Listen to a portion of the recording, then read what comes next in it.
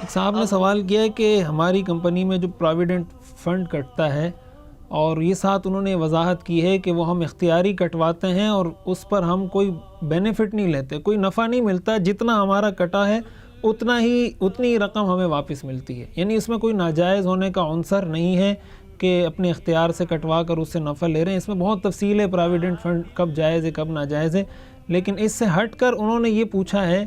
کہ ہمارے اس میں کوئی سودی معاملہ انوالو نہیں ہے اور ہم اس پر کوئی نفع بھی نہیں لیتے، لیکن میں چاہ رہا ہوں کہ حج کے لیے میں اس سے پیسے نکلواؤں اور حج کر کے بعد میں دوبارہ ہم پر لازم ہے کہ ہم اس کے اندر جمع کروائیں، گویا ایک قرض کی صورت بن رہی ہے۔ تو وہ یہ پوچھنا چاہ رہے ہیں کہ آیا میں حج کر سکتا ہوں یا نہیں؟ تو جب یہ آپ کے اپنے ہی پیسے ہیں اور آپ اپنے ہی پیسے ان سے لے رہے ہیں تو اس میں بالکل حرج کی بات نہیں ہے، قرض لے کر بھی حج کیا جا سکتا ہے، بشرطے کہ کسی کو اس بات کا یقین ہو کہ یہ قرض میں آسانی کے ساتھ ادا کر دوں گا، ایسا نہ ہو کہ اس قرض کی وجہ سے اس کو اس کے گھر والوں کو بعد میں پریشانی ہو۔ اگر آسانی سے بسہولت ادائیگی ممکن ہو تو قرض لے کر بھی حج عمرہ کیا جا سکتا ہے۔ میرا دل بدل دے،